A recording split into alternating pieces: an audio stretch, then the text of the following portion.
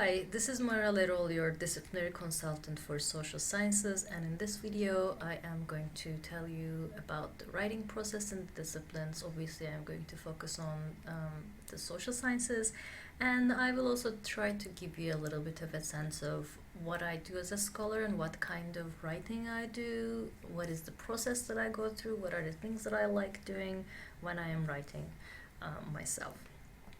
So first of all, I think it is useful to define social sciences, what we mean when we say social sciences. It is an umbrella term for a number of disciplines that examine basically human behavior, culture, societies. So the analytical unit of social sciences is humans and the societies that they form. When it comes to the writing process,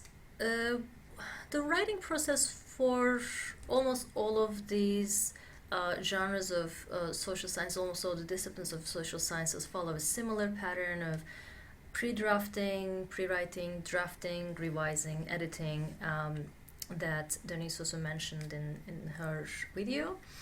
The part that is, I would say, unique to social sciences would be some additional elements, additional stages that generally go under the pre-drafting, pre-writing stage, which is you are expected to develop a hypothesis, then you are expected to do a literature review based on your hypothesis, your topic.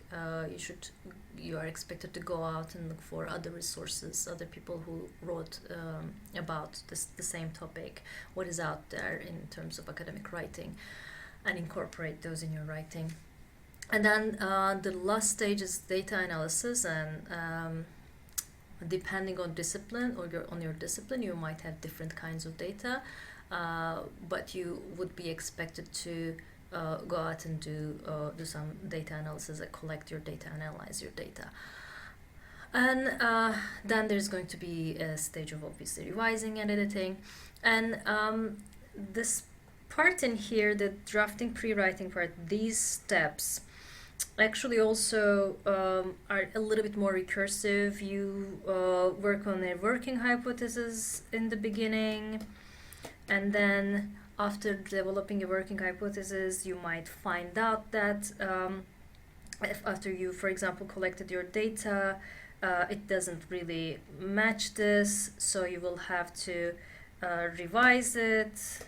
I will just connect it here, and then have the second hypothesis, or like a more developed hypothesis. At this point, you might realize that you might need more literature review, going back again to revising. So it can be a little bit similar to what Denise talks about, revising, drafting again, revising, and so on and so forth. So that part, I would say, is pretty common in all kinds of writing.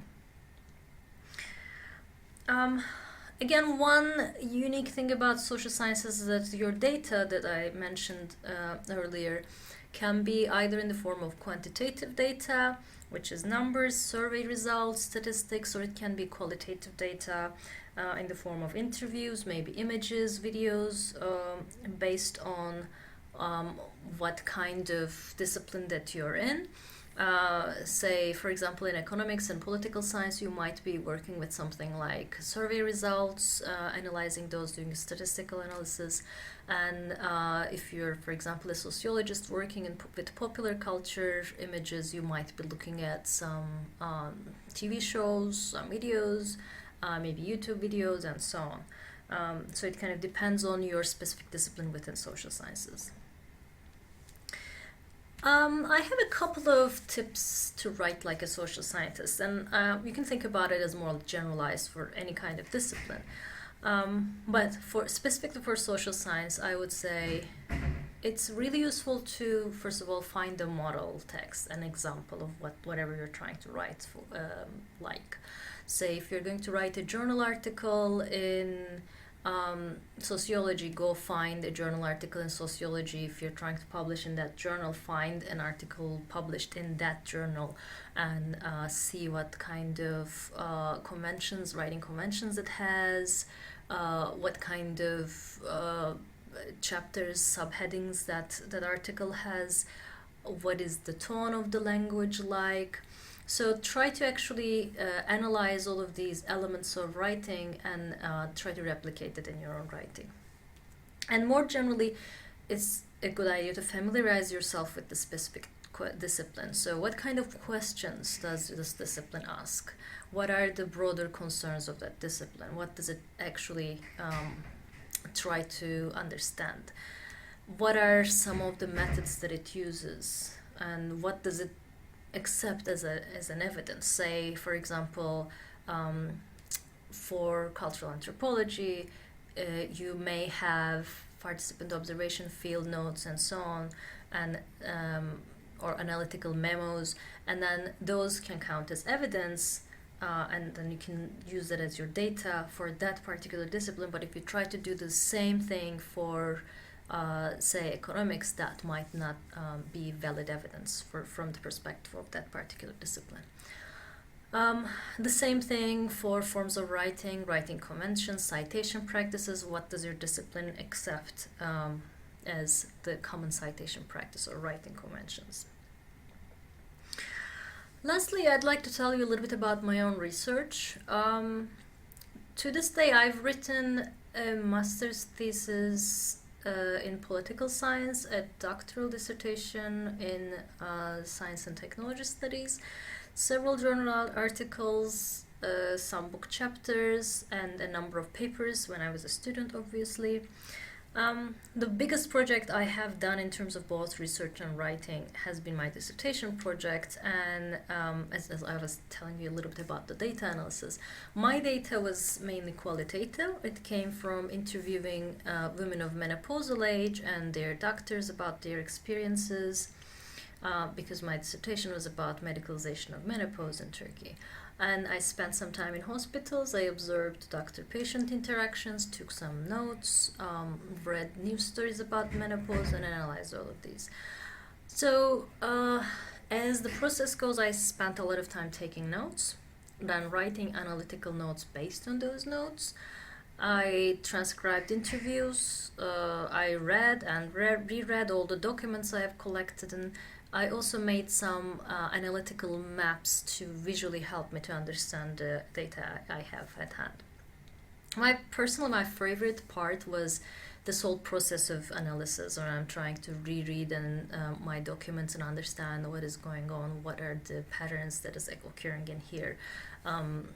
My favorite part of the writing process was actually this analysis, revising, drafting, the data part of my writing.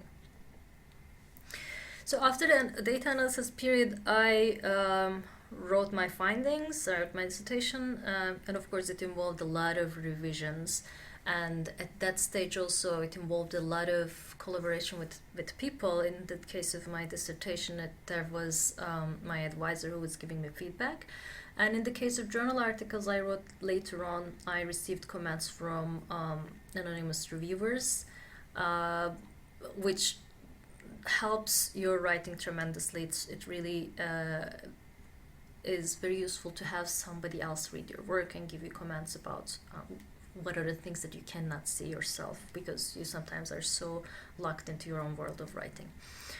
And another type of collaboration that I did and really enjoyed was I co-authored a book chapter with a friend of mine, a friend and colleague, which worked with, we sent each other the parts that we wrote and discussed the parts that we're going to work on, and we tried to coordinate the manuscript that we wrote, which was also a very productive and I would say a fun process of writing together.